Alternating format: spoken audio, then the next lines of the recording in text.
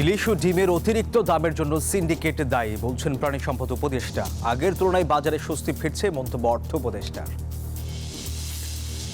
সঠিক নীতির অভাবে রপ্তানি সক্ষমতায় পিছিয়ে পড়ছে বাংলাদেশ, মত অর্থনীতি বিশ্লেষকদের। বিভিন্ন দেশের সাথে মুক্ত বাণিজ্য চুক্তির পরামর্শ। এবং সুদমুক্ত ঋণের প্রলোভন দিয়ে ঢাকায় সমাবেশে আনার ফাঁদ প্রতারণার শিকার বিভিন্ন জেলার কয়েকশো মানুষ, বেশ কয়েকজন আটক। দর্শক, স্বাগত পূবালী ব্যাংক পিএলসি বিজনেস টাইমে। আপনাদের সাথে আছি আমি সোহাগ বক্স। দেখছিলেন শিরোনামগুলো, এবার বিস্তারিত। বাজারে ইলিশ ও ডিমের অতিরিক্ত দামের জন্য সিন্ডিকেট দায়ী বলে জানিয়েছেন মৎস্য ও প্রাণী সম্পদ উপদেষ্টা ফরিদা আক্তার।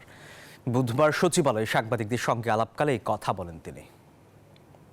যে ঢাকায় যে দামের ব্যাপারটা, ওটা সবটা মানে স্বাভাবিক না। এটার মধ্যে সিন্ডিকেট অবশ্যই আছে, হাত বদল আছে। তো ফলে ওই জায়গায় যেতে, ওটা আবার আমাদের পুরো মন্ত্রণালয়, আমাদের এককভাবে আমরা পারবো না। এখানে ভোক্তা অধিকার, বাণিজ্য মন্ত্রণালয়ের অংশ আমাদেরকে, আমরা চাইবো যে বাণিজ্য মন্ত্রণালয় আমাদেরকে ওখানে সাহায্য করুক। আগের তুলনায় নিত্য পণ্যের বাজারে স্বস্তি ফিরছে। ধীরে ধীরে নিত্য পণ্যের দাম আরও কমবে বলে জানিয়েছেন অর্থ উপদেষ্টা ডক্টর সালেউদ্দিন আহমেদ। বলেন, পণ্যের আমদানির দাম ও বিক্রয় মূল্যের মধ্যে ব্যবধান কমছে।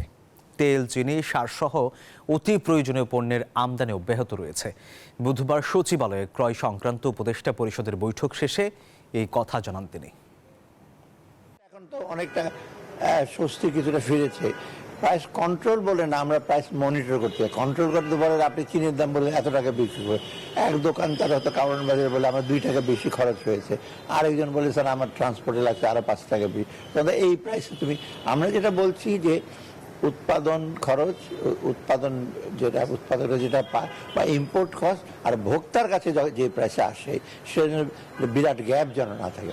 সঠিক সময়ে সঠিক নীতি প্রণয়ন না করায় রপ্তানি সক্ষমতায় প্রতিযোগী দেশগুলোর সাথে পিছিয়ে পড়ছে বাংলাদেশ। রপ্তানি বাড়াতে তাই বিভিন্ন দেশের সাথে মুক্ত বাণিজ্য চুক্তি করার পরামর্শ দিয়েছেন অর্থনীতি বিশ্লেষকরা। বুধবার রাজধানীর একটি হোটেলে বেসরকারি গবেষণা সংস্থা র্যাপিড আয়োজিত এক সেমিনারে এসব বিষয় উঠে আসে। এ সময় বক্তারা বলেন, মুক্ত বাণিজ্য চুক্তির মাধ্যমে ভিয়েতনাম রপ্তানি বাজারে অনেক এগিয়ে গেছে, যেখানে ভুল সিদ্ধান্তের কারণে পিছিয়ে আছে বাংলাদেশ। ব্যবসা বাণিজ্যের পরিবেশ ফিরিয়ে আনতে বিভিন্ন দাবি আদায়ের নামে যারা অস্থিরতা তৈরি করছে, তাদের দমনে সরকারকে কঠোর হওয়ার আহ্বান জানিয়েছেন বক্তারা।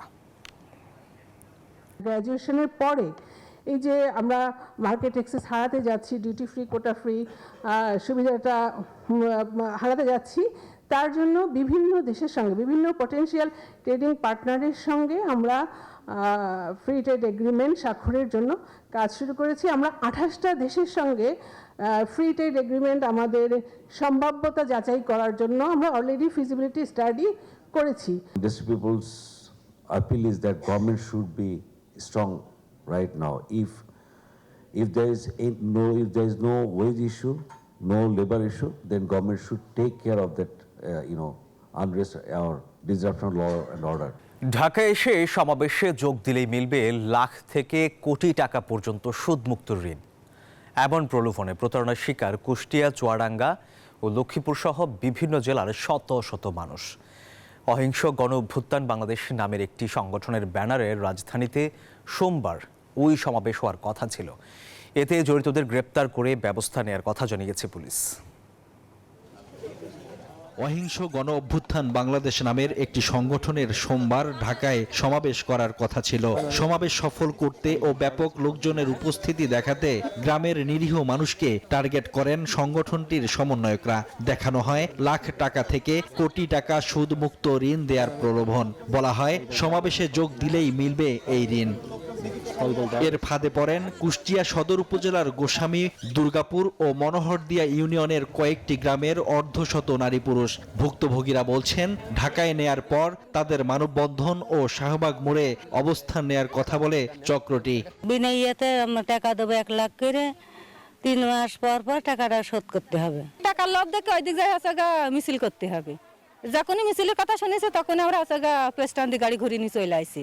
জড়িত ছিলেন কুষ্টিয়ার মনোহরদিয়া ইউনিয়নের চেয়ারম্যান ও ইউনিয়ন আওয়ামী লীগের সভাপতি জহুরুল ইসলামের ভাই সুমনের স্ত্রী ইসমতারা নদী ও গোস্বামী দুর্গাপুর ইউনিয়নের মহিলা ওয়ার্ড সদস্য সেলিনা খাতুন। তারা জানান, মাগুরা জেলার এক ব্যক্তির নির্দেশে এই কাজে যুক্ত হন তারা।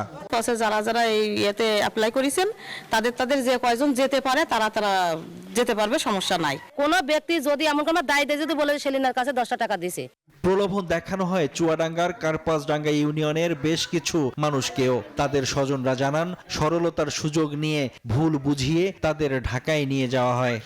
টাকা দেবে ঢাকায় ভোগাতে নিয়ে গেছে, টাকা এখন দিয়ে যে টাকা দেবে। ওদের বললো যে আপনার ওই 2 লাখ 3 লাখ 1 লাখ টাকা দেবে। তাদের লোন দেওয়ার নাম করে তাদের নিয়ে যায়। টাকার প্রলোভনে পড়েন লক্ষ্মীপুরের শত শত নারী পুরুষ। প্রতারণার অভিযোগে দায়ের করা মামলায় প্রতারক চক্রের 2 সদস্যকে গ্রেপ্তার করেছে পুলিশ। 2 জনকে আমরা গ্রেপ্তার করেছি। মামলা হয়েছে সদর থানায়, 5টা আপাতত জিম্মা দেওয়া হয়েছে এবং এই চক্রের সাথে আরও যারা আছে তাদেরকে আমরা দ্রুত গ্রেপ্তার করব। এছাড়া ঢাকায় লোকজন নিয়ে যাওয়ার পথে বিভিন্ন স্থান থেকে জড়িত অনেককে গ্রেপ্তার করা হয়েছে, জব্দ করা হয়েছে যাত্রীবাহী পরিবহন। Desk report, news 24। উচ্চমূল্যের চালের বাজারে স্বস্তি আনছে আমন ধান। বাম্পার ফলন ও বাজারজাত শুরু হওয়ায় পাইকারিতে কমছে চালের দাম।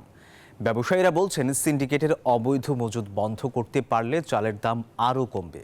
এমন বাস্তবতায় সরকারিভাবে চালের মজুদ বৃদ্ধি এবং ত্রুটিপূর্ণ বাজার ব্যবস্থা পরিবর্তনের তাগিদ দিয়েছেন বিশেষজ্ঞরা। আমন কাটা ও মাড়াইয়ে ব্যস্ত কৃষক। আবহাওয়া অনুকূলে থাকায় রাজশাহীতে এবার প্রতি হেক্টর জমিতে ধানের গড় ফলন হয়েছে 5.4 টন। চলতি বছর উৎপাদন ভালো হওয়ায় খুশি চাষিরা। বৃষ্টিটা অনুকূলে থাকায় এবং আবহাওয়াটা অনুকূলে থাকায় অনেকটাই ফলন হবে আশা করা যায়। সব জিনিসের দাম বেশি, যেহেতু চালের দাম ধানের দাম না বাড়লে কৃষকের তো উৎপাদন খরচ, একটা লেবার কিনতে গেলে আপনার 500 টাকা। ব্যবসায়ীরা জানান, আমন ধানের সরবরাহ শুরু হওয়ায় পাইকারি বাজারে কেজিতে 1 থেকে 2 টাকা করে কমছে চালের দাম। সিন্ডিকেটের মজুতদারি বন্ধ করতে পারলে দাম আরও কমবে। আমন ধান যদি বাজারে আসে বলাবল, তাহলে আপনার চাউলের বাজারটা 200 টাকা থেকে 250 টাকা বছর কমবে। চালের বাজার স্থিতিশীল রাখতে সরকারিভাবে চালের মজুদ বৃদ্ধি এবং ত্রুটিপূর্ণ বাজার ব্যবস্থা পরিবর্তনের পরামর্শ দিয়েছেন বিশেষজ্ঞরা। এই মৌসুমেই ধানের মজুদ, ধান ক্রয় বাড়িয়ে একটা রিজনেবল যুক্তিযুক্ত দাম নির্ধারণ করে বাংলাদেশের যে স্টোরেজ ক্যাপাসিটি আছে সেই ক্যাপাসিটিটা সম্পূর্ণ ফুল ক্যাপাসিটি ইউজ করে ধান ক্রয় করে এইটি মজুদ করা উচিত। কৃষি বিভাগ বলছে, লক্ষ্যমাত্রা থেকে আমন চাষ বেশি হওয়ায় বাজারে বেড়েছে চালের সরবরাহ। বাজারে অবশ্যই পজিটিভ ইফেক্ট করবে, কারণ রাজশাহী সবসময় খাদ্য উদ্বৃত্ত একটা জেলা। আমাদের এই আমন ধানের উৎপাদন অবশ্যই চালের বাজারে পজিটিভ ইফেক্ট ফেলবে। রাজশাহী জেলায় এবছর 84,105 হেক্টর জমিতে আমন চাষ হয়েছে। উৎপাদন লক্ষ্যমাত্রা 3,05,762 metric ton. Desk report, news 24।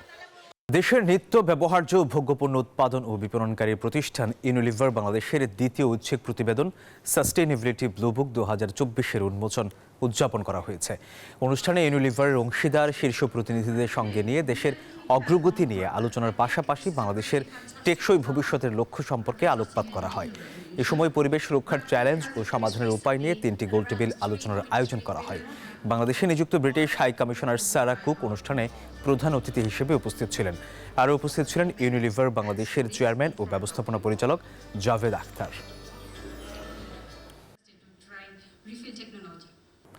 দর্শক, আর এই ছিল বিজনেস টাইমে। ধন্যবাদ সবাইকে।